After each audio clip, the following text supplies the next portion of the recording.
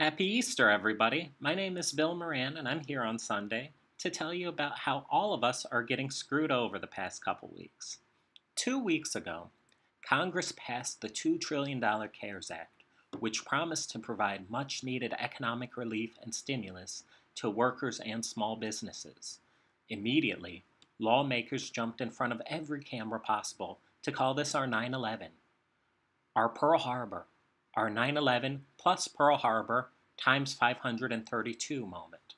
Whatever it took to sell the American people on a super, mega, gigantic rescue package a la TARP 2.0 that their lobbyists and donors were clamoring for. As part of the bill, there was the much touted one-time check for less than half of your monthly rent that Steve Mnuchin, the Treasury Secretary, declared would be enough for most American workers to hold themselves over until the end of May. Where are those stimulus checks? Well, they were supposed to drop on April 1 first, then on April 6, then on April 9. Now it's sometime next week, and it's even being reported that many taxpayers won't see a check at all, or won't see a check until September. This is going wonderfully, isn't it? While you and I are getting as close to nothing as is possible for this 9/11 times Pearl Harbor times a million moment, large mega corporations across this country have received the following. First, a $454 billion slush fund called the U.S. Treasury's Exchange Stabilization Act. That is really several trillion dollars because the Treasury Department is taking that money and it's leveraging it, essentially taking loans, all money that it's taking a loan off of from you, right? And what is all that backed by? It's backed by you if it goes bust, right?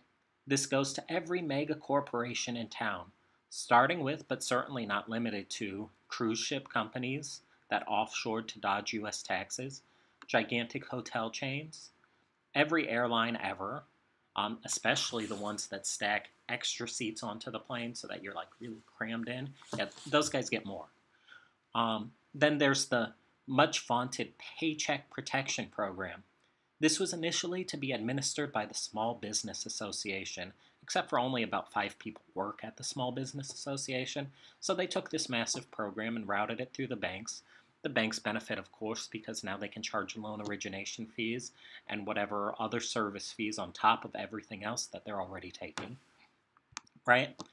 And this seemed great, except for they changed the rules about 30 minutes before that program launched, so most of the banks didn't even know what they were doing initially with it, right?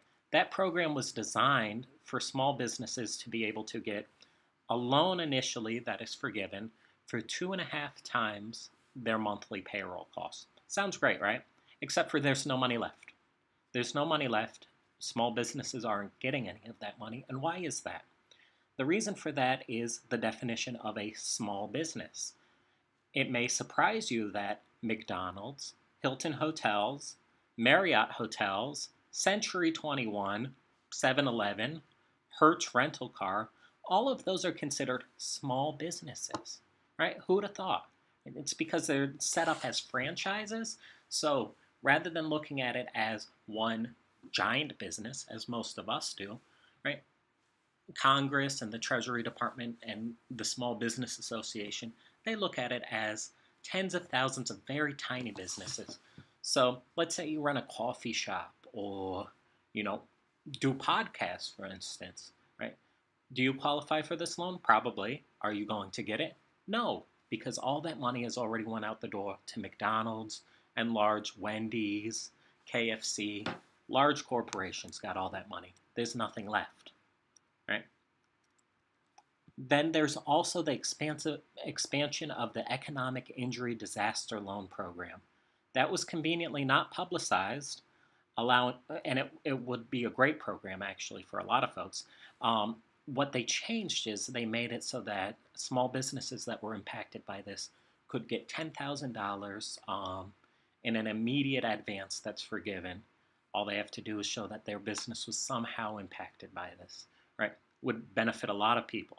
The problem is they changed the program on that late as well, and they changed the program on that after most people had already applied. So a lot of people think that they're going to get that $10,000 advance, except for they're not. They applied under the earlier form, and they actually have to reapply if they want to get that $10,000. So long story short, only those who are politically connected or live in DC even know that that exists. So no one's getting that money either, except for big businesses. So let's check the tally right now. So far, it is large mega corporations up a few $1 trillion and over 16 million Americans who lost their job in the past 3 weeks being told, don't worry guys, the check is in the mail. The check is in the mail. Except for when is that check coming? Where is that check? Your guess is as good as mine, right? But we're winning, remember. Remember everybody, we're winning, right? I don't know about you, but I think we're winning so much that I'm kind of getting tired of winning at this point, right? I would just like my check, right? But wait, there's more. That was just the small potatoes.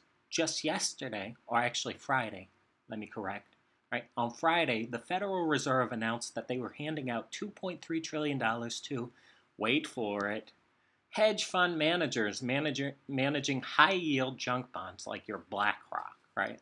Or other amorphous companies.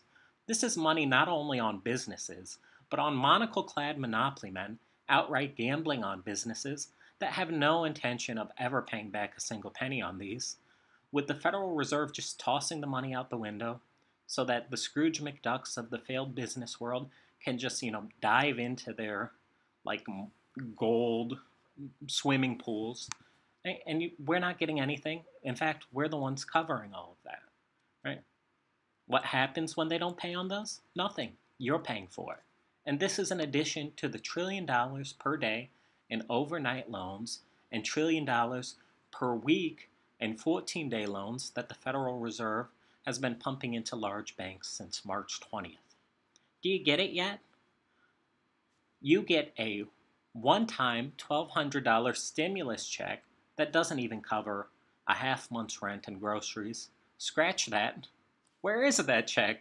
That's right, that check is in the mail. And meanwhile, the most toxic businessmen in the country, most of whom pay exactly 0% in annual taxes, have been handed off countless trillions of dollars of our national wealth. And so, it is no surprise that this past week, the stock market had its best week since 1938.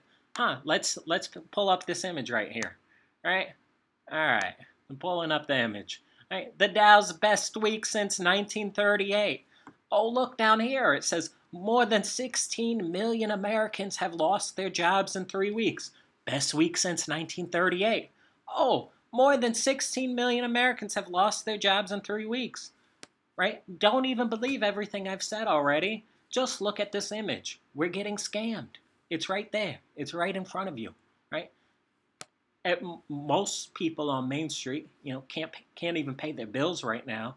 They're waiting and begging for stimulus that's not coming for $1,200. Right? The Dow's best week since 1938. Huge scam. Huge scandal. All right.